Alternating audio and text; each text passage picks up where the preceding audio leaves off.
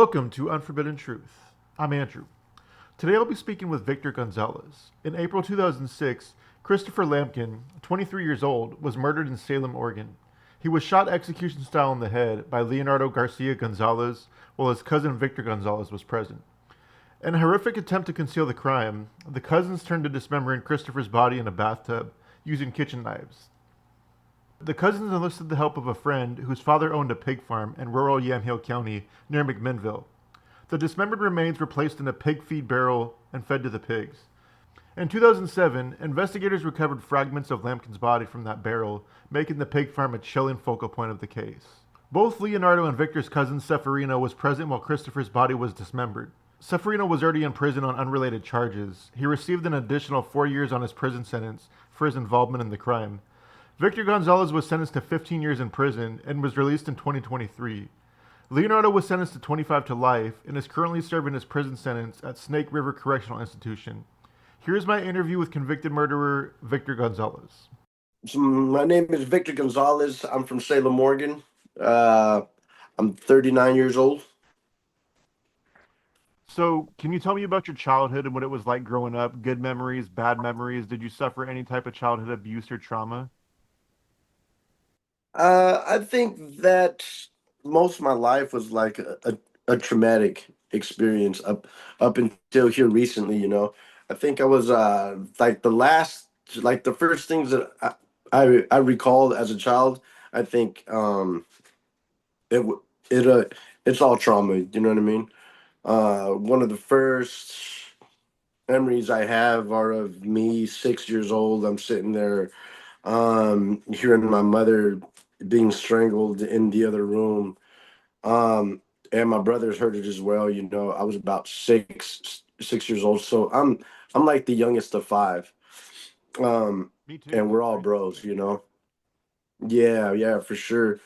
Yeah, she was because that was like common, right? Is that my father would, smash her out and shit like that. But like this particular day was a little different because she was I could actually hear her struggling to breathe, you know what I mean? So when we kind of heard the struggle, like my older brothers ended up smashing down the door, and then when they smashed down the door, uh like my father was on top of her. He was strangling her with one hand, and with the other hand he was smearing his excrement on her face, and he didn't have any clothes on, and he was just on top of her, right? And it's one of the memories that stand out because it's one of the ones that definitely changed the trajectory of my life, so to speak. I'll always I always go back to that moment. I think that was the initial conception of something else, of kind of that monster type of mentality, um what it did for me is that it ended up somewhat. So the fear I felt, the feeling of not being able to help, like the helplessness, I was stuck. I couldn't move. I couldn't speak. It was kind of a shock that just completely overwhelmed my body. I couldn't stop shaking. You know what I mean? It was weird because I wanted to move. I just couldn't. It was a, a paralysis, Um, so after that, I remember I really despised myself over that for a lot of years as I was growing up, right? Because for me, it was this thing where you had been helpless, and I had let something happen to my mother. You know what I mean? So I made it like a personal goal of mine to never cow under fear again. I always say that I declared war on fear at that age. That was my first declaration against fear. And anything that resembled somebody trying to instill fear in me, I would respond like very aggressively. That went for police, went for other kids in school and class, like the bullies, you know what I mean? Um, and I think that's one of the main reasons why I took to the type of lifestyle I did, you know what I mean? But yeah, that was one of the first times I ever felt that way. And I think that my brother passing away, so I was about 6 when that happened. My brother, when he was 2 or 3 years old, he was playing in the kitchen and he was playing with a pot of I don't know, something was on the stove. And so he was playing in there and I guess he had jumped and grabbed the handle of the pot that was sitting on the stove. It was like protruding from the kitchen, and it fell on his head, and it peeled his skin back, peeled his head back, went through some of his spine right here, um, and that left him paralyzed for his whole life. So we had to feed him through tubes from that moment on, and then that's when I was born. So for the remainder of my life, I would experience like my brother in feeding him through the tubes and seeing him like that. So when I was 6, that happened with the trauma, right? And then when he was 10, I was 8. He passed away on me, and it was almost like so my older bros are all older than me. They're like, by like 9 years, 8 years, and like 5 years, I think. And so they would always hang out with themselves, and me and my younger brother, or me and my older brother, he was only like a couple years older than me. But though he was on the bed and he couldn't speak, he was like my best friend because I would go there, and he was the only one I actually had to talk to. I didn't have anybody else that I could count on. So what I would do was go with him, and as I was feeding him, I would have these conversations with him, right? And so I was always super close to him. And when there was, because I had a mom and a dad and all that, but my dad was very abusive. My mom, she had mental health issues, and she was very aggressive. There was a few times where she tried to uh, unalive me. So nothing in my home was safe. Like the brothers were older, they were very abusive as well. But just because like that's what they were taught as well from my father. Um, but yeah, so when I grew up like that, when my brother was 10 and he ended up passing away, um, that was another moment I can recall that changed my life for the worse, changed the trajectory. I didn't know what passing away actually meant. With like, I couldn't conceptualize the finality of death and all that entails. You know what I mean? The the finality in which you're not coming back from it. And when I grasped that concept, it was a little overwhelming.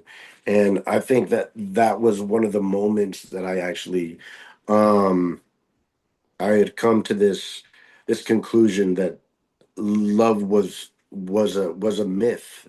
Like nothing made sense to me. The only thing that made sense was anger and like hatred, hatred for the world, hatred for anybody. But anger was my best friend because as long as I had anger, I didn't have to cow to nobody. I didn't have to, fear anybody, and it was my protector. That was the mother figure I sought out was anger. It was almost like a poetic type of relationship between me and anger and hatred. You know what I mean? Um, because when everything else, like there wasn't a safe spot, and that was the only thing that kept me safe was depending on how much hatred I had, I could survive anything. I wasn't afraid. Um, so I started this inclination towards experiencing it, like it evolved. You know what I mean? Um, I started to have that relationship, and I started to feed into it, and I kind of allowed it just to go unhinged. You know what I mean? So that was by the time I was like 10 years old or so, 8 through 10. And all throughout those years, I was experiencing pretty much the same thing, like my father beating my brothers, um, like my mom, very hectic situations. My brothers were doing bad things to other kids from the streets. They were starting to jump into gangs, and like the gangs were really serious. There would be drive-bys and stuff like that. And I think even furthermore, there was more like stabbings, like actual physical contact, where the anger was very uh personal, like the levels of crimes, the beatings, the beat downs were very aggressive. Like it's almost like somebody would rather beat you up than actually shoot you. You know what I mean? That's the type of violence I came from. Um, but yeah, all that up until the age of probably 10 years old. After that, we had sued the hospital that my brother passed away in, so my dad had a bunch of money. Um, Unfortunately, he left us for about a couple years or so. And when he left, he came back without no more money. So, so we got to experience what it was like to have money, and then right after that, we got to experience what it was like to be homeless. And so I was actually homeless when I want to say about 10 years older. So we would live in hotel rooms, or like couch surf, and auntie's house or uncle's house, and they would always we would always overdo our welcome, you know what I'm saying? Overstay our welcome. And so, like my mom was the one that ended up getting a job, but she worked at a care home. So it was like 24-hour job. They wanted her there for like a week sometimes. So during the time she was at work like that, I would stay with my brothers and my father, and we were staying at hotels with cockroaches and shit like that. I remember there was prostitution happening right next door, because those were the hotels that you would bring the prostitutes, in. Um, and so that's the type of environment that I came from, right? But because I was left with my father, I became an alcoholic, like like at the age of 11. I remember doing things like, me and my dad would go around, uh, going on the doors and front doors and asking people for cans, because I would say that it's for school, right? Like a project for school or something. And everybody would give us the cans. And then as soon as we got enough cans for a 24 pack, like my dad would buy a 24 pack and we would hit the road and start cruising. So we ended up doing that, and we would drive around and drink, And so at the age of 11, yeah, I became an alcoholic. 12 years old, I was still going to school, but not really. If I was going to school, I really didn't learn anything. Um, 12 years old, went to school. I was sleeping on the streets. I was homeless, stealing alcohol. Went to school. I had grabbed some cocaine and some marijuana from my brothers, from their drawers, and I had went to school and I was trying to sell it at school. And uh, one of the and we were drinking prior. I had got some alcohol from my dad, and from the fridge, and I had brought it to school. So before school started, I was drinking. And so I was trying to sell some stuff to some kids at school. One of the people reported me, and then when they reported me, like my breath was stinking like alcohol. So they go and they check my locker and stuff, and they found some alcohol. There was actually alcohol leaking from my backpack, because we had chugged down the beers and threw it in the backpack. And like I guess there was bits of it going down, and it actually fell through the locker, right? So yeah, we weren't the slickest bunch for sure, but yeah, we ended up going there, and I was expelled. Um I was expelled. They called the cops on me. I flipped out on the principal. At that age already, I think I had accumulated this rage for authority, uh, this this disdain, I think, for authority figures. I was always taught that they were the enemy, and to an extent they were, um, to an extent they were. Uh, well, for me as a kid, um, they were. I had so much anger towards them. I hated authority. Hated everything they represented. Um, Never forget a time when I was a kid. My brothers had been stealing some car stereos and stuff like that. I must have been about 10 years old, and I had a crush on this girl, and I had my clothes already made up, like for school the next day. I wanted to talk to this girl. She was awesome, Ryan. So I thought, of course. And I had the bed made and everything good, and I went to sleep. And I was about 10, and my brother was stealing some car stereos, something like that. The cops were chasing him. He ran into the house. They had done something else. I'm not sure, but he ran into the house. I was already sleeping, and he hid underneath my bed, and I was sleeping.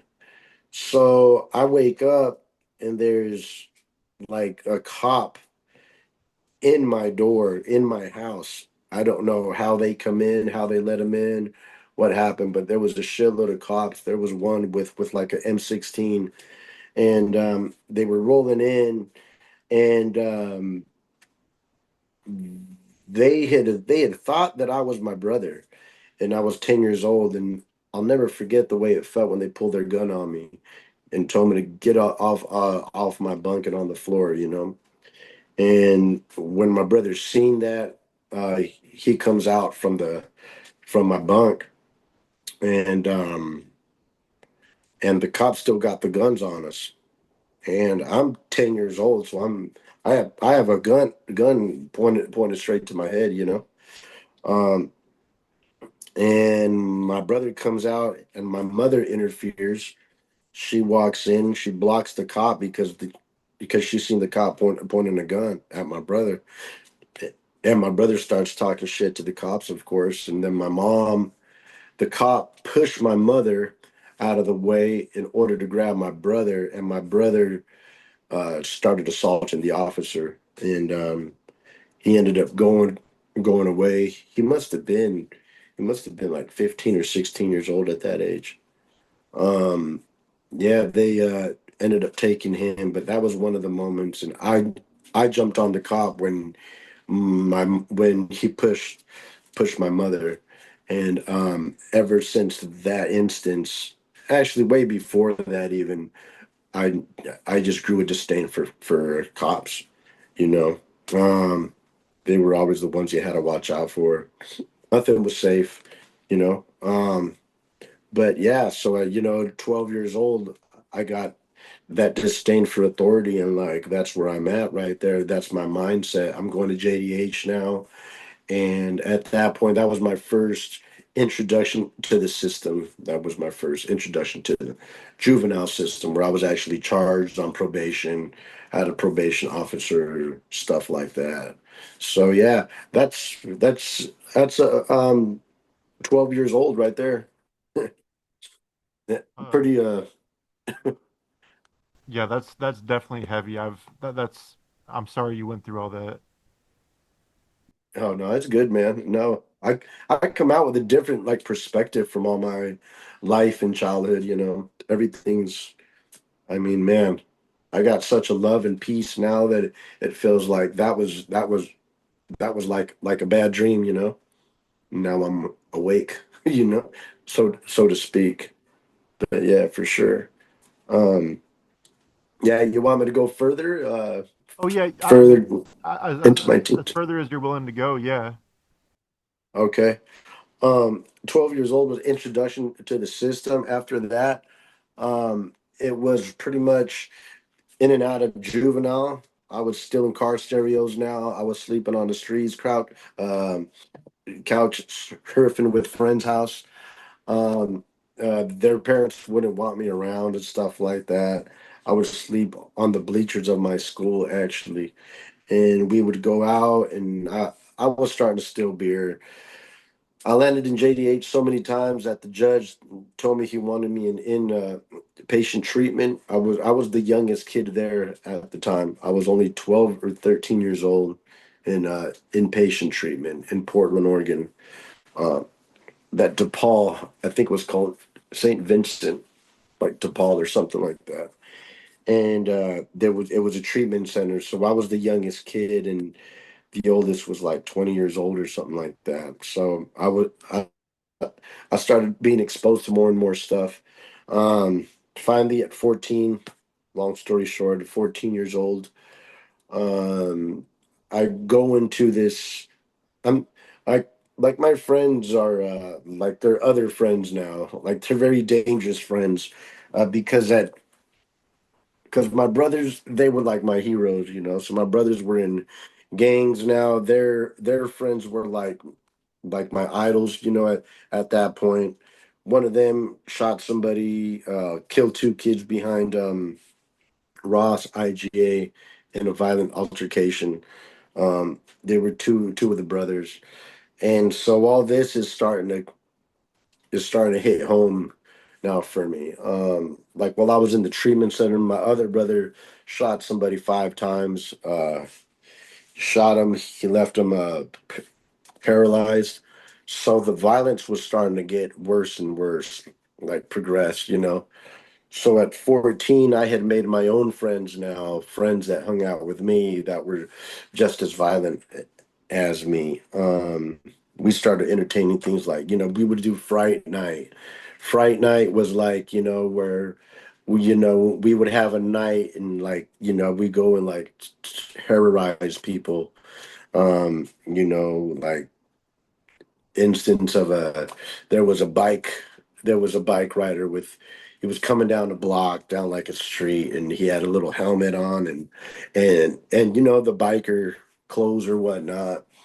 And keep in mind, we're only 14 years old, and I clothesline him off his bike, and we pick up the bike and hit him with it, and we all jump him and stuff like this. These were things that we did. Now this it was just we were always looking for a way to express our anger, because pretty much we all come from the streets. We had a lot of hatred, and so those were things. So on a Friday night, we were out there, and my father had just beat my mother, and I was upset because he had left before I had gotten a chance to talk to him.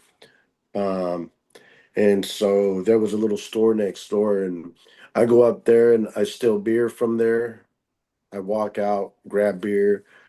We went back to the same store again, stole some more beer, and I was just looking for something, like for a person to take my anger out on. And I'm 14 years old, and we used to have these butterfly knives that come out, and you pull them out with your hands and all that. Like you move them through your fingers. And we go to that store again the third time, and this is the third time. So we go in there, instead of trying to escape and run away, I just walk in there and I grab two 12 packs, and I'm walking out, and I'm looking at the clerk in his eyes, and I'm walking. I'm not running. I'm walking, and he comes out from the back there and grabs my arm, and I put down a case of beer, and I grabbed my knife and I swung at him, and he falls to the floor, and he starts screaming, "Just please take it all." And I I I think I spit on his face. I spit on his face as I walked out, and I grab my alcohol and I walk out. I'm not running. And that just happened like that. And then like 2 months later, I was out stealing some stereos, some speakers, trying to get money, $40 here and there. And then the cops arrest me. Somebody was shooting at me from the top of their window, like when they were seeing me break into their car. Um, so they were shooting, and then the cops got called, and we were trying to escape the scene. And then they found me. They got me. Found the radios in my bag. It was like some cell phones back in the den, or back in the den, in the day, those phones that flip out. Um, yeah, they found all that stuff, and uh, they took me to JDH, go to jail for juveniles. And as I was getting ready to release, the detectives come in and ask me about that night, about the store. And long story short, they ended up charging me with armed robbery in the first degree at, at 14. And I ended up, um, I was really close to getting Measure 11, 7 years or 6 months. Um, Fortunately, I didn't. I ended up, you have to be 15 years old in order to catch that. So I was 14. So the judge sentenced me to the age of 25 with the chance of getting out in less time based on good behavior. Um, so I ended up going to JDH for 4 months, awaiting trial. After court, I got sent to prison, like for juvenile prison. In juvenile prison, there's people who were 25 and younger. I was in juvenile prison. I'm 14. I was in there with people like Kip Kinkle, uh, like the school shooter. I was in there with people. Kip Kinkle actually fell maybe a few months after me, and then I would end up being his neighbor back in the future, like when I actually went to prison. He was one of the school shooters back in the day. I was in there with a lot of people like him, Peter Caw. That was another interesting case. There was some crazy cases. You're exposed to people, kids who were very, very violent, man. Like like the worst. Um, of course, when you hear their stories, you kind of realize it comes from a dark past, because I don't think anybody there in juvenile detention had normal stories. Everybody had very horrific childhoods. There was some people that would shock me, some of the things that their parents would do to them. When you had the sex offenders on the other in the other spots, you would hear the cops talk about some of their charges and some of their childhood, and it was amazing to hear some of the stories that the cops would bring us from the sex offenders, from the cages.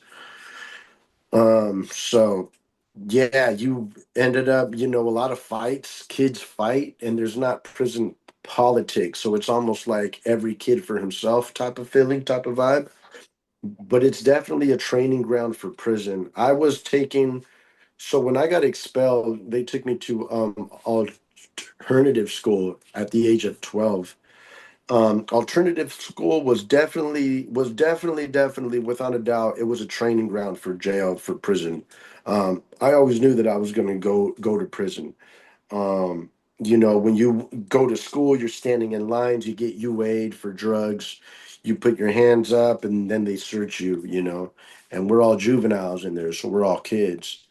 um and it built more animosity for us kids.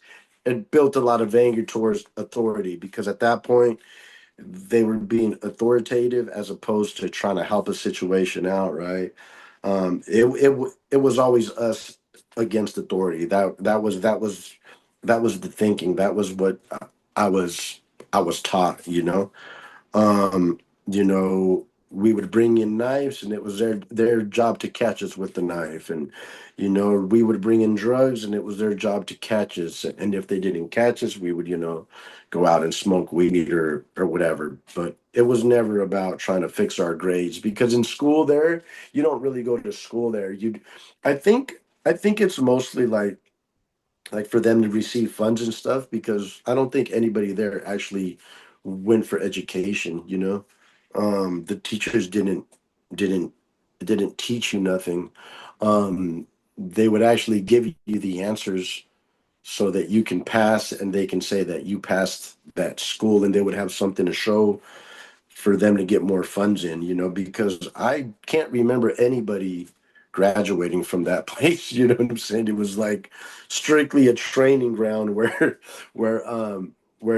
things get worse. Where you go, it was almost fun, because the girls that would go there were, like we're into, having sex and all this stuff, and we would go after school and hang out and smoke weed, get into all kinds of trouble. That's what that program was for me after I was expelled. After they expelled me, I was done. There was nothing else. And then there was alternative court education, they called the ACE program, where you actually go to juvenile detention hall, and you're in there with people who are in juvenile doing a couple months, and they're like, they got like their hands cuffed and stuff. And there's a teacher, but again, nobody gave two shit about the teacher education at that point. But yeah, when I went to prison at 14, that's pretty much what it was as well. It was a lot of violence. I started getting close to some of the staff, and the more I got closer, like the more I was able to open up and actually talk to some of these staff. The staff that I related to were people who were like, who come from past like mine, and they were kind of rough, but they had these big hearts. And I think that's when I started changing, and I started to change, and I started to try to read a little bit. I had like a glimpse of hope, I think. So I stopped fighting for like a year. I did like 2 years in there. I think I stopped fighting like for a year or so. Started to graduate the programs. And then I got the pink slip that said I was going home. I think that was an issue too, because I couldn't tell nobody that uh, I didn't actually have a home, that I could go home, but it was going to be with my brothers and my dad. You know what I mean? Everybody at my house at that point was doing bad. Like my brother just shot this guy. It was all bad. Like my house was now like a trap house. So so they let me go, and that's where I ended up going to. One of the stipulations was that I had to go to high school. um, they had gave warnings to high school about me, saying that I'm gonna be released here pretty soon, and that if they were okay with accepting me going to their high school.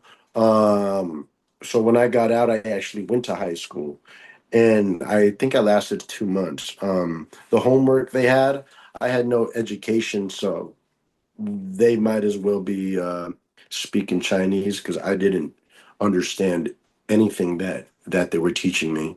I didn't have education as far as I can remember, probably like fourth grade or third grade, because by fifth grade things were already hostile. I could care less about a grade, because the things that I would concentrate on were like more like food, or like where are we staying. That was of greatest importance, not trying to get a grade in some school that I'm not going to be there the next month. You know what I mean? So we started doing that. I ended up getting out, went to school. I quit school maybe 2 months. That was it. Ended up moving in with my father and my brothers, and I met this girl, and we had a kid together. I had gotten out of juvenile, and I was, all the girls, they thought it was the coolest thing for some dude in prison that just got out of prison or juvenile prison, and so I had all the females or whatnot, right? But so I ended up getting her pregnant, some random girl, and and we had a kid. Um, at that point, like when I had my kid, is when I started feeling trapped. Like I was like, I've never loved in my life, I think, and I think when my daughter was born, it was the first time that I had ever felt that way. I never thought a person could feel that way about another person um, until and that's when I had my daughter. That was my baby, and it was almost like I wanted to immediately give her all the things that I never had. And so, like my brothers were just starting to sell drugs, so I ended up going there. We start selling, and we literally started selling, and like in 2 months, we started pushing a lot of weight. We were hustlers since we were children because we all come from the streets. People feared us. That was another good thing that we had, is that people feared us. So when it came to owing us money, they had it. People knew that we were serious. Our names started to evolve out here. Um, at 18, we were pushing a lot of weight. I was coming. I made a stop. I was at the hotel. We had rules already. No deliveries after 8 o'clock. There's cops. And the day that I broke that rule was the day I got caught. Was coming home. Somebody had called us. They wanted some stuff. I took like 5 pounds with me. I took. I don't know why I took. I had this money in the car. I should have just dropped it off at the hotel because at the hotel we had so much more, right? But um, I took it with me. I was caught with 25 grand. It was just a normal traffic stop, and I ran out, flushed the weed down the toilet. Okay, yeah. So I stashed the money there. Um, and so when I stashed it inside of like a toilet, like the little things that you put on the toilet seat, those sheets of paper or whatever, like those little. It's like a little apparatus of some sorts. I put it inside of there. I stashed like 25 grand inside of there, and then I called the cab. And then when the cab came and got me, I had no idea there was so many cops around there, so they ended up arresting me. And of course, the cops they reported $8,000. Um, I, I was kind of hoping they would just take the whole thing, instead of keeping that much because I know that there was about 25 grand in there. Um, they reported about $8,000. They didn't find the weed because I had flushed it all down. They found the baggies though, like the big baggies that you carry it in, and they also found the scales. So they found the scales and the baggies and the $8,000. So that was enough to give me that uh, distribution of a controlled substance. I ended up getting the best attorney. I was out within like 18 months or something like that, 20 months. Actually, I think I did like 22 months or so, 21 or 22 months. Uh, I I got into some fights, and so they took my good time. Um, but when I went to prison that time, I was only 18, and I'll never forget the way it felt when you go to prison and you have these shackles on and you have um like the shackles and you're walking into prison that looked like a castle. It was EOCI back then and it was a very violent prison. And you go in there and there was people looking at the chain, right? Because the chain is like the group of people coming in and they're looking through you. They're, tatted back in the face. You got people who are doing live who are never coming home. And so when I went in there, um, I take my shirt off. They had me take my shirt off, like the biceps, and they're like, "Hey, do you bang and stuff like that?" And I was like, "No, man, I don't bang." They go, "Hey, well, look, and we got to take off your shirt just to see if you have any, you know, some of the tattoos on you, Because what happens is a lot of people that come in, they're from another gang, but they're afraid to say that because they don't want to get known. And then it always causes altercations between the paisas and then like the other gangs. Because if the other gang comes out and says, "Hey, that dude, he runs with us," and then the paisas say, "Hey, well, no, that's not right. He's running with us," and so it always causes this huge a lot of shit on the yard. There's a lot of fights over that.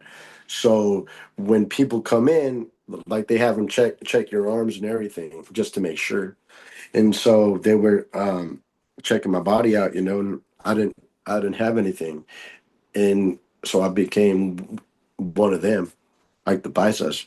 Um, we were a soft group, but when it came to numbers, there was a lot of us. And when it came to violence, we would definitely um, like become violent. We're the largest ones here in Oregon. We're the largest gang in Oregon right now.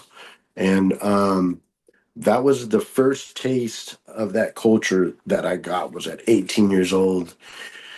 And as I was, proceeding through prison, there was so much violence, man. I started seeing people be stabbed, people being shot from the tower, riots. Every year, the Bisons would fight with the Southsiders. So there weren't these little fights. There would be like 200 people going at it. And there would be a shot from the tower that would stop it because if you don't stop when the shot goes off, the next shot they're able to actually get you, hit you, but they have to fire the warning shot first. But there was crazy rules, right? Like even for the COs, there was cones. If you go to prison, you sign these papers saying that it's okay for the tower to shoot you if you cross the cones. And if you don't sign it, you're not able to go to the yard. And if you don't sign it, your gang will see you like, no, this dude's a PC, you know. So they're taking that as, you're too afraid to walk the yard. So as soon as you get there, you have to sign it. And that was the tower. So if you actually sign this paper saying that it's okay for them to shoot you when you walk past those cones. Um, Grasping all this for the first time at that age and like the type of characters you meet in prison. There was serial unalivers, like people that just blows your mind kind of, even though I came from that, I've never quite encountered people like that. Um, so that's what happened there. I was released 22 months later, 21 months later. Um, I wanted money. I had another kid, by the way. He was born almost immediately.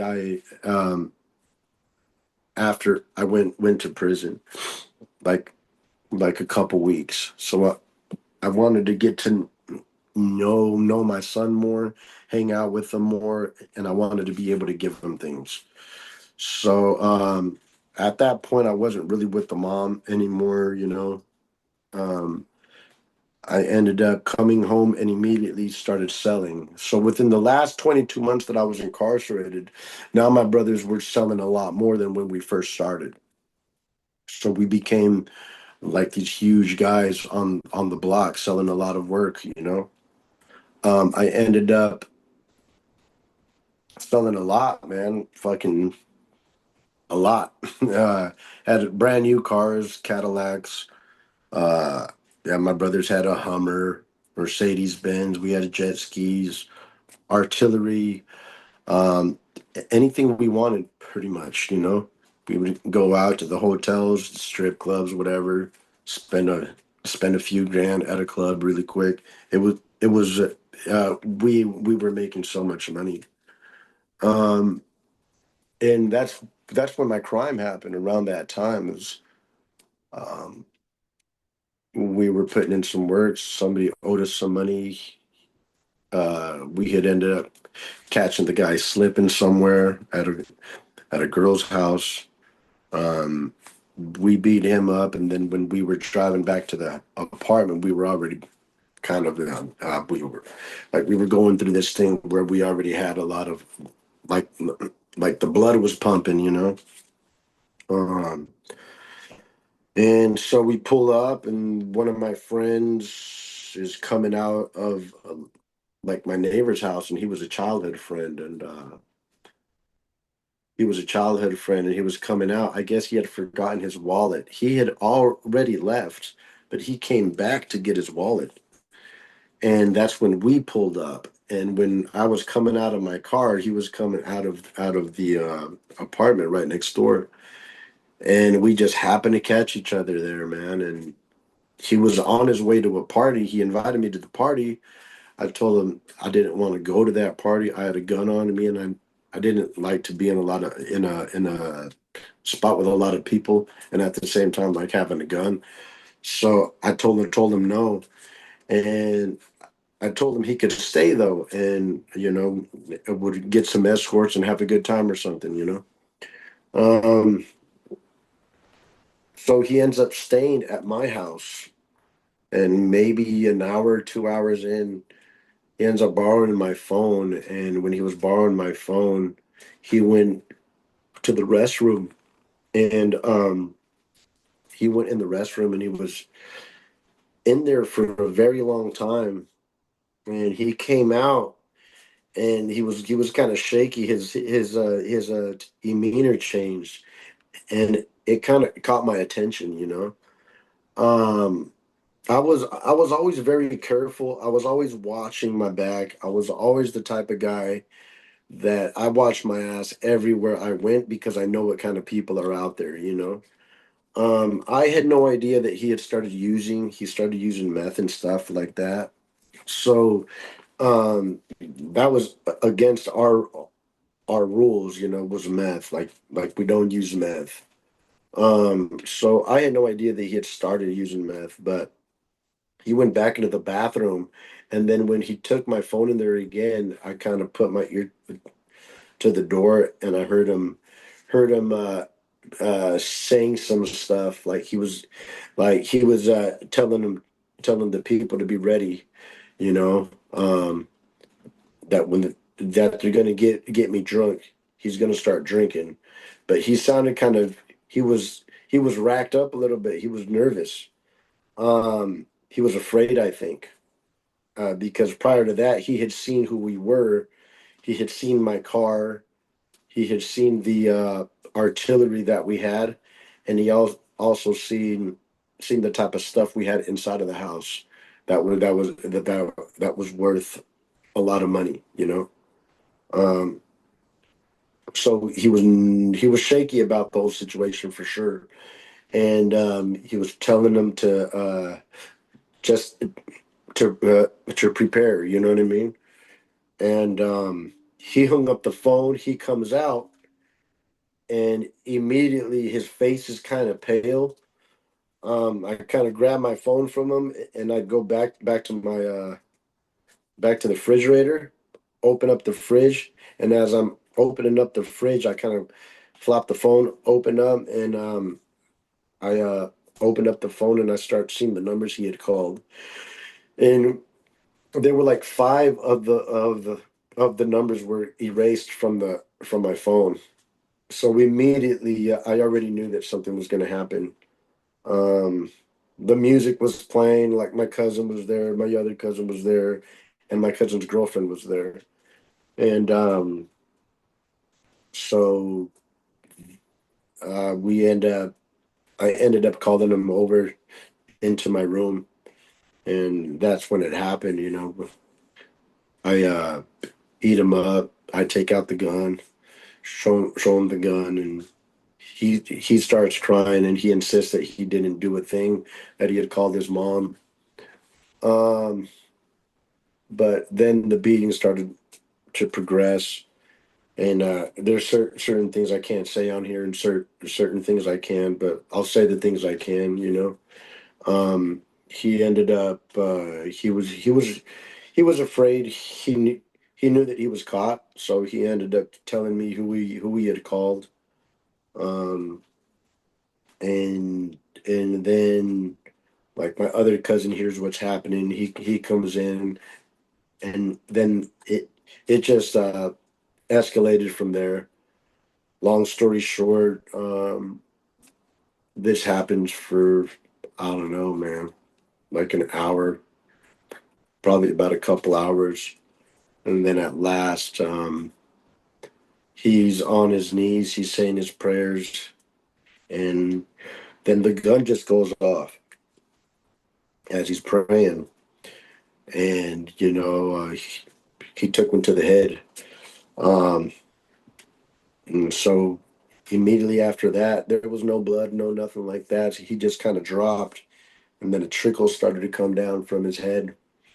And that's when we took him to the tub, like to the bathtub. Uh, yeah, we carried him out, and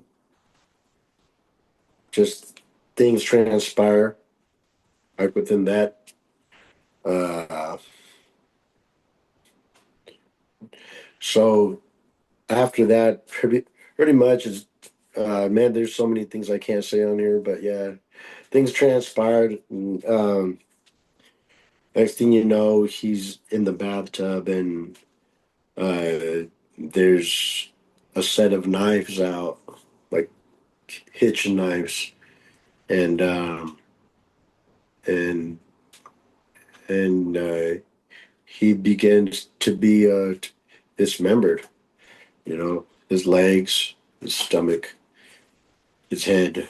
Um, um, After that, pretty much took us 3 days to figure something out where we were going to put him.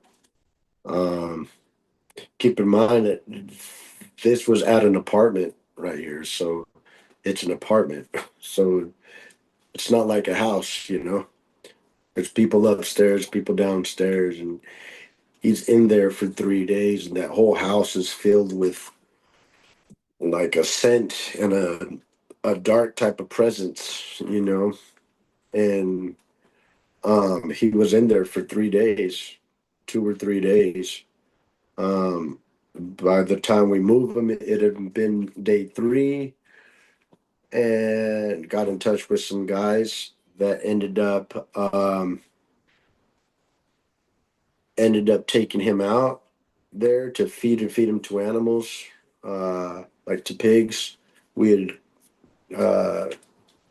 paid him certain amounts of money, certain amount of money, paid him to go there. After that, what happened? I love you. So that ended up going there. Um, yeah, that's how that happened, man. Uh, yeah, we ended up taking him to a farm. From there, we're literally waiting months and months. Like a month and a half later, his face is all over the news and stuff like that. And he's at every store we go to, man. Every store we go to. Um, he's at Walmart, he's at Ross, he's at, the taco trucks, um, all over the place. Um, and I thought maybe we might be able to not get caught, but then my cousin he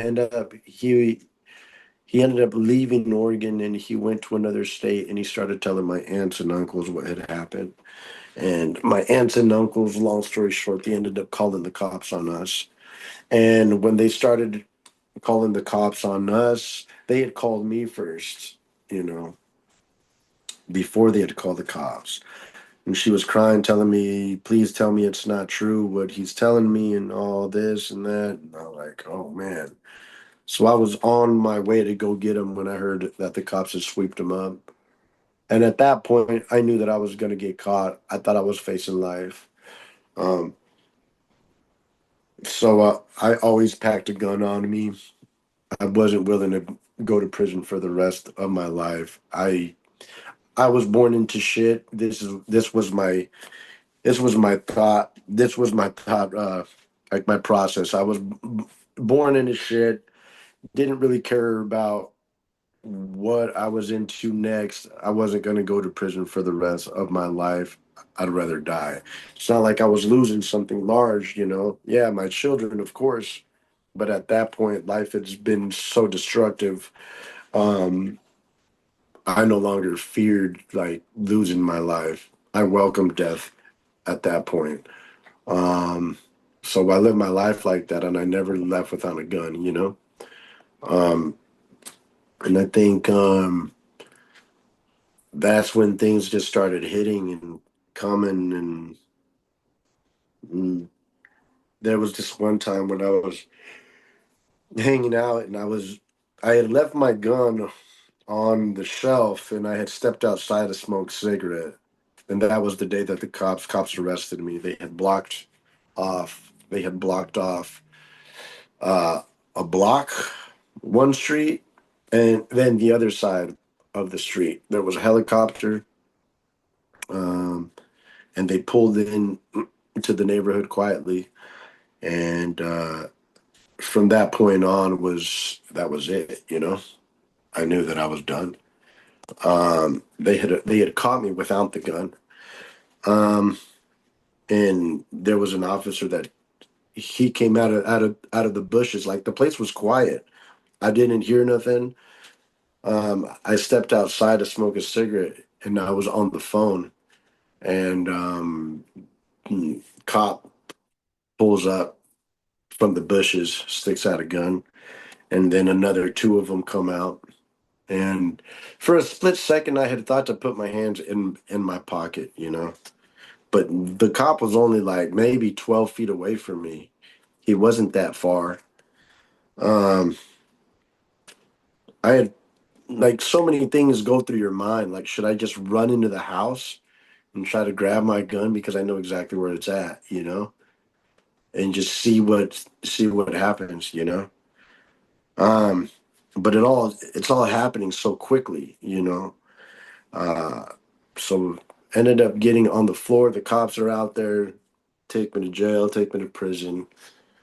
They didn't have much until I started learning that, you know, I paid a lot of money for my attorney, learned that my cousin had told him a great deal, told other people about what I had done. And then they were trying to find the girl that was in there. They couldn't find her. And then, like, I don't know, 8 months later, they found her. She told everything, and they put in her, they put in her into like the witness, like protection program. Um, and yeah, and that's what it was. And ended up going to prison. I was facing 47 years at first, 37 years, and then 27 years was the final offer. And then when I go to accept it, um, or I wasn't going to accept it. I was going to take it to trial. My thought was, I know that I'm going to lose. I don't have nothing. I had fully intended to commit, you know, suicide once the sentence was handed down. Um, um, I went in there to tell them that we weren't going to take the deal. And as soon as I said that we're not going to take the deal, the DA tells my attorney to wait. He said, "Hold on, like we're going to come back in 3 more months." And my attorney was shocked, just as shocked as I was. Um, so the DA had told him that we had fully intended to take it to trial at that point. That was the choice we had made. So we're going, and like 3 days later, my attorney comes in and he says, they hadn't found the body yet. They had ended up finding it through my cousin, what he said to somebody else, and they ended up and through that girl. She said something about a farm or some shit like that. So I wasn't really sure what she knew, how much she knew, um, as far as what happened after the incident.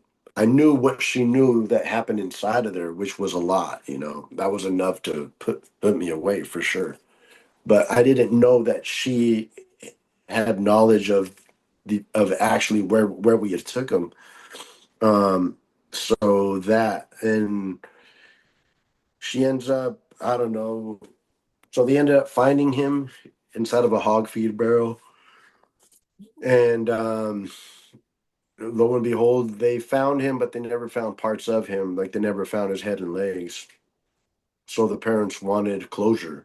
They wanted to have his head and legs, and the attorney came. He said, "Hey, we're going to sign a deal. If we can let them know where the head and legs are at, if you don't mind, that they'll come at you with 180 months plus your time served." It was like 189 months, almost like 16 years. I had already done 2 years at 14 and then 2 years at 18, and now 189 months. You know, um, I was like, I'll take that deal, but I can't say for sure where it's at. I don't even know if it's there. It was at a lake, you know what I mean? So nobody would get in trouble for that. It was just there. So I was like, all right, cool. Um, at that point, like my cousin just pretty much threw me under the bus because he didn't say anything about the crime. He had It's just the people he told. He had told them so much that they had accumulated so much evidence against me at that point. Um, and so that's what happened. So pretty much at that point, I'm pretty much fucked, you know. So I ended up taking that deal, and I got sentenced to that, and I ended up going to prison. Um, Prison was another world, man. You go to prison. I was a kid and still had a lot of anger in me, and I was still coming off of the trauma that we had just experienced from what we had done.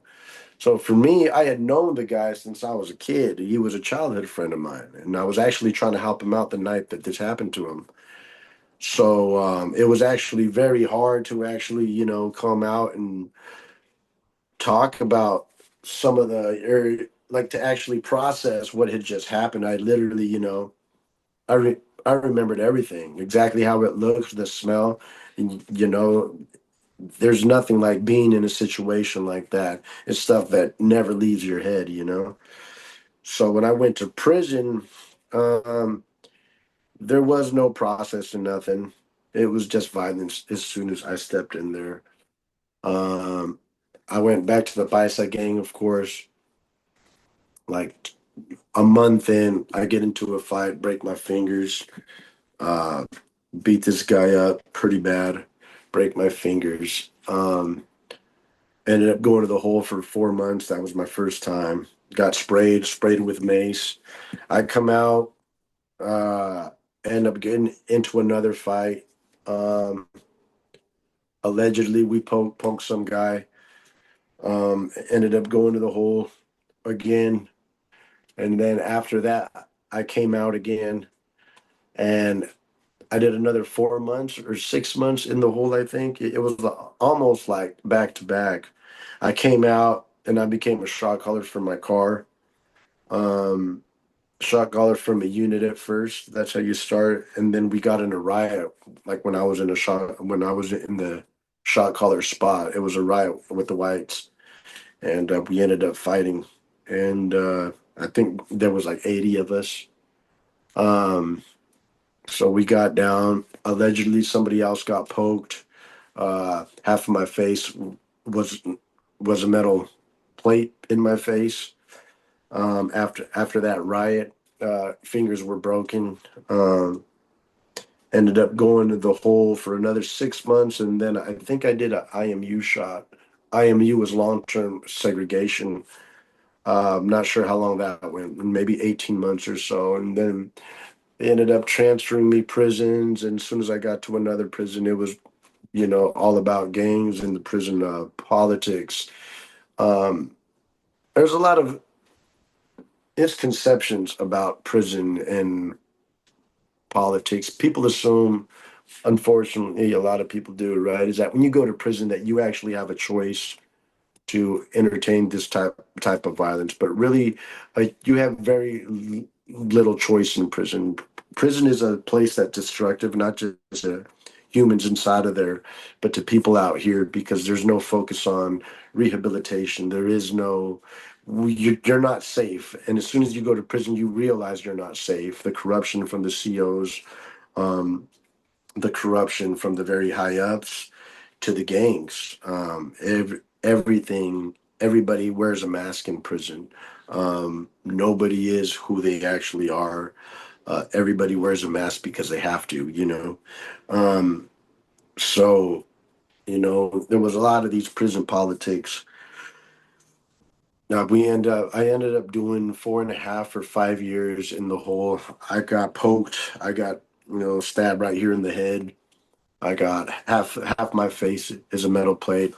All my fingers were broken except for maybe I think these two. That's a bite mark from one of the cell fights I was in. That's a bite mark where they actually took my tattoo off. Um, these were cell fights that I was in, and prison was just a long history of violence, to the point to where you become completely like desensitized. One thing I did that others didn't do was I started learning how to read when I would go to the hole, and I would learn how to read, and I would write, and I would write poetry and letters and stuff like this. I ended up getting my GED. I graduated with honors, and then after I had put in so much work in prison, fighting and all this stuff, um, I ended up having, I ended up daring to go to college because after you put in so much work, you don't have to put in work anymore. You got the younger guys that do it. You were a shot caller. You're the guy that everybody like respects now. So it gives you, time to do something like college. So I ended up going to college and I got a 4.0 from U of O, University of Oregon. And I started falling in love with education, um, started learning a lot. And the more I learned, the more I realized that the joke was on me since I was a kid, coming from marginalized communities. There was never really a chance, I don't think I stood a chance even then. Um, I think that the odds were stacked up against me since I was a kid. Now, by any means, this isn't an excuse for what you've done. Absolutely not. But the factors are the factors, and that doesn't change. I started studying a lot about psychology. I actually like became friends with Dr. James Garbarino.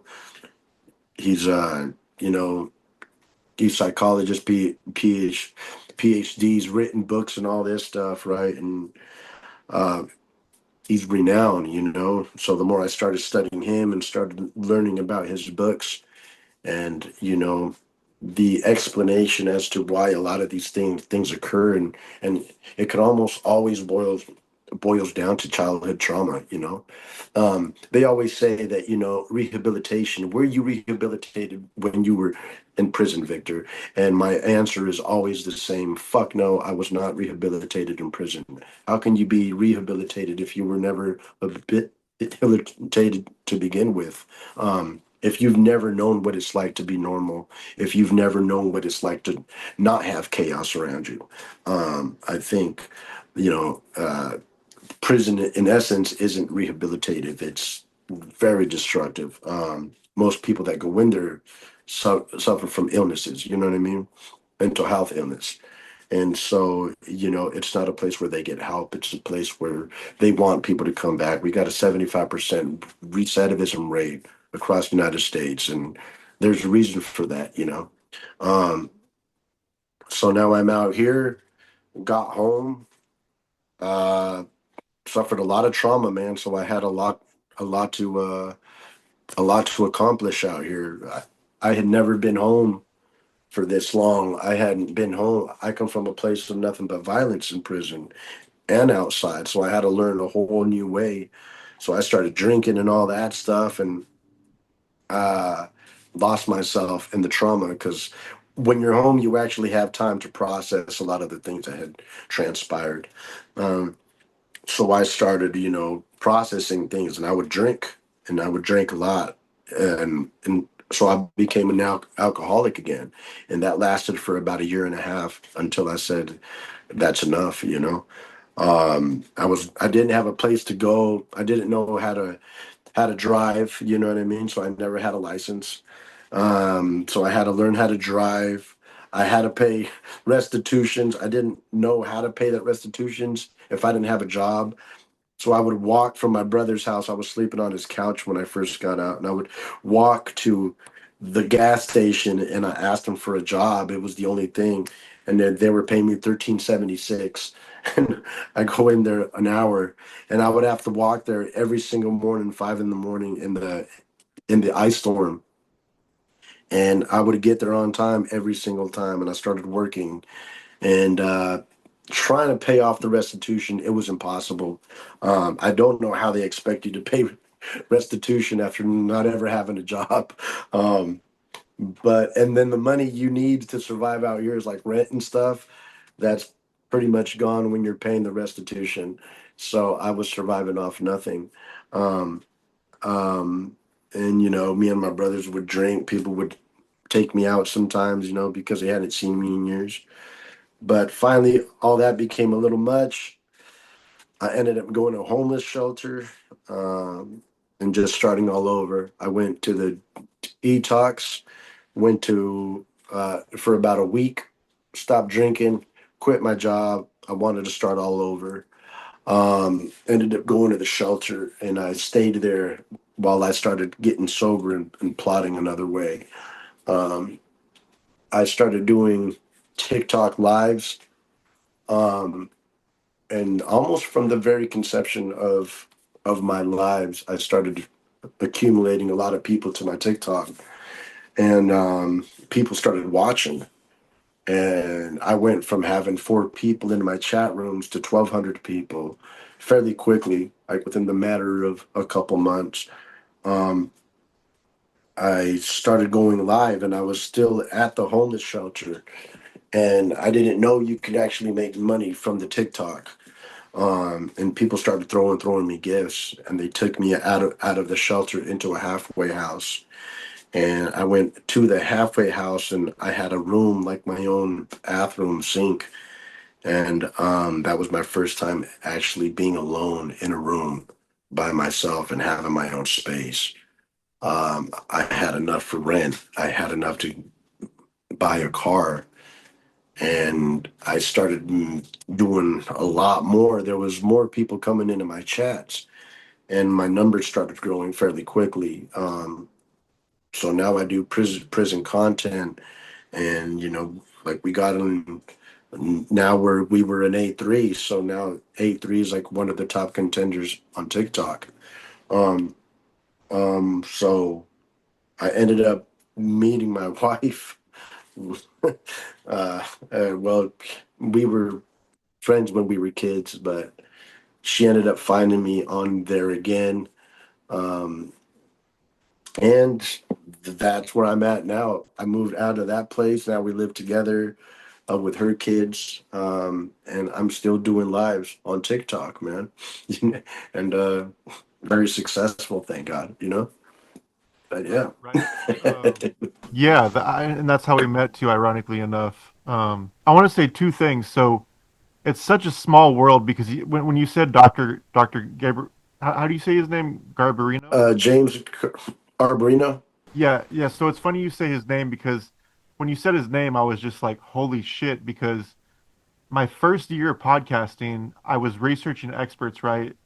And I came across him and was like, this dude is a national treasure and nobody knows who he is. So I released a Expert show. witness. Yeah, yeah, yeah. Testified in so many different cases, and Hmm. he's phenomenal. And I interviewed him early on, and I I was just like blown away by his story, and I'm just like, this dude actually gives a shit about juveniles and people. Like he doesn't just like whatever, like it's a paycheck. Like this dude actually genuinely cares, which Oh yeah, is rare to find his these days. his heart. He's got a heart of gold, James. And me and him were pretty close, man. I felt so close to this guy because he's absolutely driven by love, like compassion. Um, a lot of my friends cling to him because he was the only one that showed us love when we were all facing life sentences, you know. He's got a huge heart, man, and he's so intelligent, and it's so hard to argue against him because he's done years of research, you know, with these other guys, you know, and so like with Brom from Brenner and all these other people who were just amazing brains, man. You know what I mean? So yeah, for sure. I uh I interviewed James myself when I was at the homeless shelter. Yeah, it's wild. Yeah, that's crazy. Yeah, small world for sure. Yeah. um, Oh, and we're doing a documentary, and James is going to be on it. Yeah, James Garbarino. So oh, that'd be that's cool. awesome. I can't Yeah, wait. yeah, for sure. Yeah, for sure. Um, Yeah. the second thing I want to circle back to is I'm sure a lot of people are listening and are like, what the hell is a shot caller? Can you just basically give a rundown of what a shot caller is and like how you get to that position in prison or on the streets for that matter? Shot caller is somebody who's in charge of your gang in prison. So in prison, every gang has a shot caller. There's a first shot caller, first in command, and then there's another one just in case he's second in command. So just in case something happens to the shot caller, the other one that's in place will become a shot caller after him. But there's always a second. So he's the one that says what's going to happen in the gang, who we're going to war against, if it's okay to go to war. If some people from your gang they screw up, the shot caller writes their name on a list, and they're the first ones that have to go and put in work for the gang because they screwed up. And if they don't do it, then the shot caller always has other people that are willing to do something to those people for not following the rules. You know, prison is very well. It's it, it's like war. Everything's war in prison. Like the violence is the only thing that people acknowledge. And it's very unfortunate because all these people are coming home and like all of them are fucking traumatized. You know what I'm saying? So yeah, it's a very dark place for sure. If you don't mind me asking, and feel free to shut me down, but I've always, I started like this journey writing serial killers, right? And I'd Yeah. say like 2 years in, I got a response from the Happy Face killer, Keith Jesperson, and obviously, he's huge in Oregon. He's probably the most notorious Yeah. serial killer to ever come out of Oregon. I'm Yeah. curious if you ever like came across him in prison and if he was because people claim he's like this big bad respected inmate in prison. Like nobody fucks with him. The gangs don't fuck with him. Nobody fucks with him. Like what was your experience with him? Like was he scary? Like were you guys scared of him or was he just like a punk or like what was he like? No. So me and my wife were watching Happy Face on Netflix, right? And I can't even watch it because I'm watching it and I'm to most people he's this big bad dude, but in prison is a respecter of no rapist, nothing like that. If you do crimes like that, you're not accepted. He can't like there's so many flaws, right? You don't just go on certain tables and sits down because he wants to. If he were to do that, he would never walk prison again. Um, he conducts himself in a moment in a way that's allowed to him, but only because people allow it. If he were to mess up, he's he's not a gang member. Um, there's no respect for people like that. So I don't know why they like to paint this misconception of a serial killer having so much clout in prison just because he does that. But in prison, things are very frowned upon, and those are when you harm a female or when you do something to children. Prisoners are very like that's something that you just don't do. You know what I'm saying? And there's rules against that type of like behavior. Um, Some of them have to pay money. Some of them pay money if they're allowed to pay money. Some of them don't have an option of paying money to people in order to walk the yard. Walking the yard is meaning you can go out to yard without having somebody come and eat you up or stab you. Um, uh, but even when they do walk the yard, they can't just go on a bench press and just get weights because those weights are are supposedly for solid dudes, right? Like solid dudes means that your paperwork is clean, that you're not in there for snitching, doing something to a child or a female. Only they can use the weight pile. When it comes to tables, nobody can use those tables because they have gangs. Certain gangs own certain parts of where you sit. So when it comes to people like Happy Face, they don't have that. He has to ask permission or he has to wait for certain things. He never goes to chow very often. They usually get canteen. What he does do is he draws these pictures and gives them and sells them to somebody who would want those pictures, and then he would sign them off, and those pictures are worth money because he's happy face. But at first, people didn't allow him just to be there. He went through a lot of assaults because people want his name on a DR when they actually write that. When you get into a fight, the cops have to report that, and they have to put both people's names in there, SID numbers and all.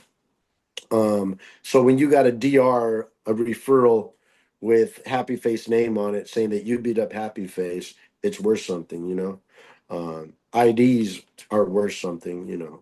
So yeah, that's my take on Happy Face. I I was in. I wasn't impressed by people like that. Um, I was I was in prison since I was a child.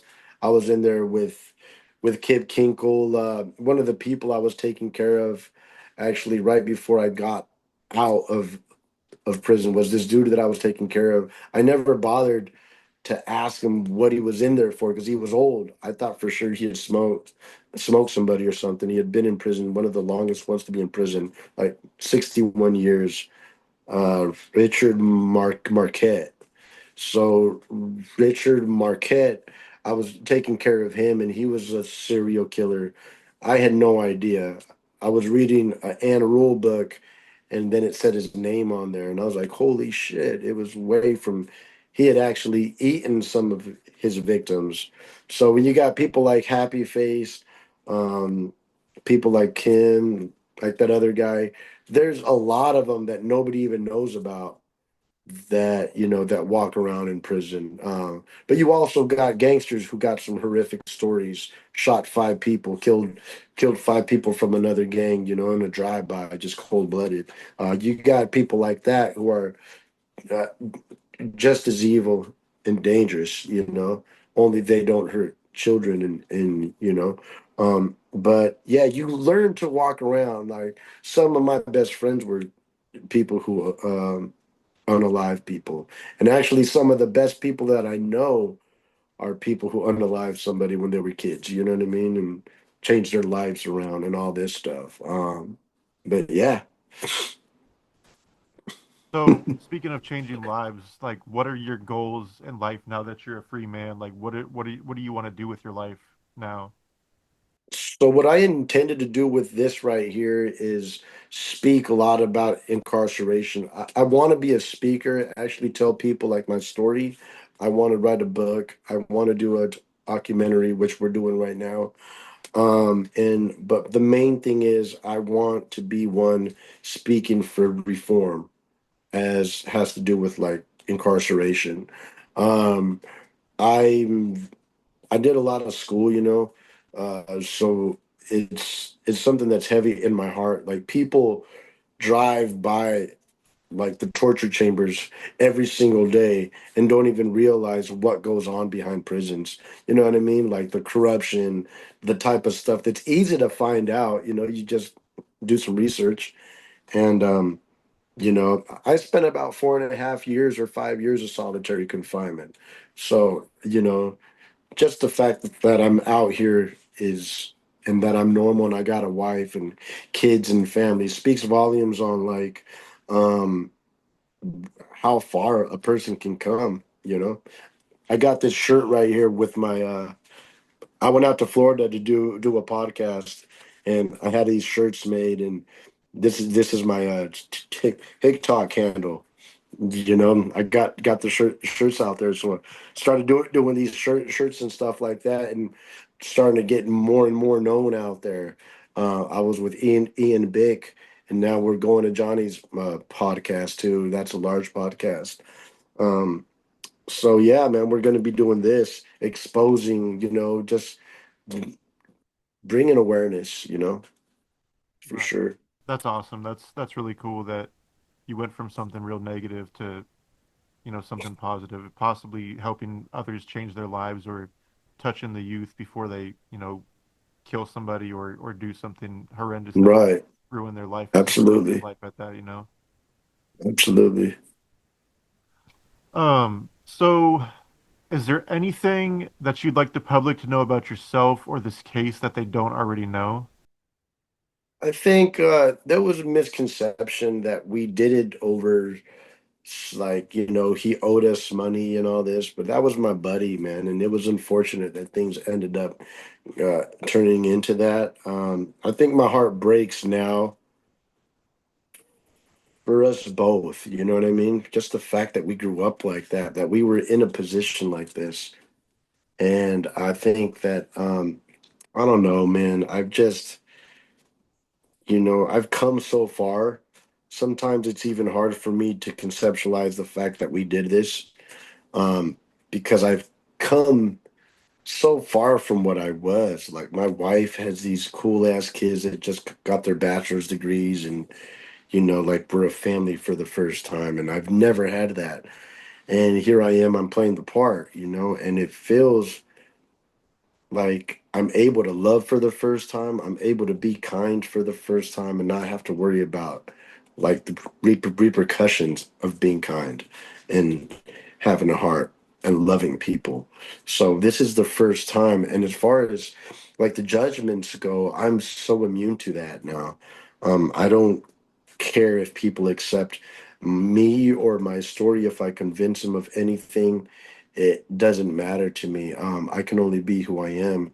I'm a man, accumulating all my experiences, and this is who I am. And as horrific as it sounds, I'm not ashamed. I'm so happy to be able to love this deeply, because I think the only way that I can love like this is because, like, I came from a completely loveless society. So, yeah, for sure, man. Appreciate, man, the chance to be on here, though, bro. That's cool.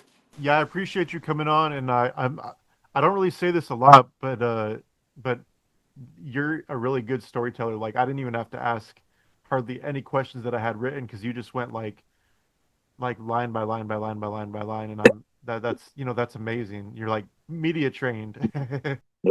Yeah, for sure. I'm doing these lives a lot, so now I know the questions, the redundant questions, over and over again. So for sure, yeah, man, without a doubt. All right, well, thank you again. I appreciate your time. I'm hoping we can do a live or two in the future, and we Oh know a yeah, lot of the same people, and we're always going live every Tuesday and Thursday. So I definitely want to do more with you. Like I said, I plan on going to Portland this summer and meeting up with you, maybe buy you a drink or two if you're up for it, and share stories because I'm sure you have a lot of stories, and I have a lot of stories from different people that I've met throughout my journeys. Almost 16 years visiting prisons, death for rows, sure. talking to people that have been executed, and being threatened by Wow, cartel hitman, like all sorts of crazy shit. wow. Some of the stories are just amazing. It's amazes me how powerful some stories are, and it's like they need to be told. You know what I mean? So important, man. Yeah, they definitely are. They definitely are because Yeah, for I mean, sure. it's not that we should glorify, serial killers or murderers or rapists or whatever, but people need to know that these people exist and they are. I mean, I hate to say it, they are where they belong. I mean, rehabilitation is like you said, you probably weren't rehabilitated, but I'm sure you're getting rehabilitated in the free world now, ironically enough, when you Right. should have been in Right. prison, being rehabilitated. But yeah, I think these stories are important. And people always ask me, like, why are you giving a murderer a platform? Why don't you talk to the victims? And I'm like, I do talk to the victims, but at the same time, people need to know, like, not an excuse, but like, for instance, I released an interview with the guy the other day. He's going to be executed in September. His mom basically pimped him out to her friends, and she was getting paid money per time he was being raped. And he told me, he's like, I don't know why my mom hated me. I wish she would have loved me. I wish she would have cared about me. Instead, she just saw me as a piece of meat and as an ATM, and I was just like, man, I'm really sorry that happened. And it was a horrible crime. This was a hate crime. A 14-year-old African American boy was tortured, pissed on, cigarettes were put out on him. He was stabbed in the chest, and I mean, it doesn't Mm. excuse what he did, Wow. but there's reasons as to why people go down the path that they do, and it's really sad. There's there's there's a there's this main thing that I got, right? Like the misconception, I think, between somebody who does something like that and somebody who and the unalivers who there's no hope for, like the serial, like for those guys, I don't think that rehabilitation exists myself, because you can definitely talk to one of those guys and you can understand that there's nothing that can save them. Um, but for people who commit crimes when they're 15 or 16, I fully think that there is coming back from a lot of those crimes. I've met some of my friends in prison who are phenomenal human beings now, who come from very horrific backgrounds. Their stories are so dark, um, but there's a perfect explanation as to why. Now, it doesn't excuse, right? But one of the things that always stuck with me is that this quote that said, "I've striven not to laugh at human actions, not to weep nor to cry, just to simply understand them." And when you can understand them, like, you know what I mean, objectively, you can kind of put things together, and figure that perhaps there's a way to, make things okay. You know what I mean? As far as the victims' families, it's one question that I always get asked. Um, I don't know how to fix that. I don't know how to change the past. Are people affected? Absolutely. Do I feel horrific about it? Absolutely. But I need to understand that too much guilt is bad for me. You know what I mean? Too much shame is bad for me, and it doesn't benefit anybody to keep on chastising yourself over and over. It does no good. You know what I mean? Um, awful, awful things happen in this world, man, and it's just about how we as human beings can change and actually become what I am now. The only reason that I think I'm here is that there was somebody took a chance on me, gave me love, like my wife, her kids. Um, this is the reason why people on my platform gave gave me love. Hadn't been for them, I don't think that I would have come out of that spot. I was in a dark spot, man, very chaotic, you know what I mean? And now here I am. So I don't know, man. I like to preach hope, you know, for Yeah, sure. I mean that's amazing. I mean you came from the gutter and now are doing good, So I think you're definitely an inspirational story if you could say that, because like you said, serial killers and pedophiles, I mean people will argue that. I think they're not be needing to Tough. be rehabilitated, I mean maybe one in a million cases if that, but Well, statistically, there it's like really bad, really bad. You know what I mean? So, so that's another type of crime that I don't think I've gotten the chance to understand quite yet, because I don't. You know what I'm saying? So yeah, yeah, you'll for never sure. understand. I talked to a few like high profile pedophiles and Hmm. I won't ever understand it. They try to. Hmm. I was abused as a kid, and Hmm. but I know so many people that were abused, raped worse than you were, and they didn't go out raping their own kids or raping women, and like you're just using that as an excuse to justify why you did what you did, and just to get out to do it again, or say you won't do it. And Right. like, it's crazy. Right, right, for sure. And then, like, the rate at which they commit other crimes as soon as they get out is insane. You know what I'm saying? It's like, I don't know. Like, I don't know the answer to that one. For me, I would say prison is probably the safest place for them right now. You know what I'm saying? Oh yeah, So, definitely, definitely. yeah, yeah, for sure. But yeah, yeah, yeah, man. Appreciate you, brother. Yeah, And yeah, yeah. Thank you so much. I appreciate it. And like I said, we'll meet up soon, and do more in the future. let's And do it. I look forward to following your journey and seeing you do nothing but positive things from here on out. Of course, man. Appreciate you, my guy. All And right. thank you for the chance, All right. Yeah. Thank you. opportunity. Take care. All right, my guy. Yeah, yep. That was my interview with Victor Gonzalez. For ad-free episodes, head on over to patreon.com/unforbidden truth. If you like what you hear, don't forget to drop a review on Apple Podcasts, like and subscribe on YouTube. Thank you for listening. See you on the next one.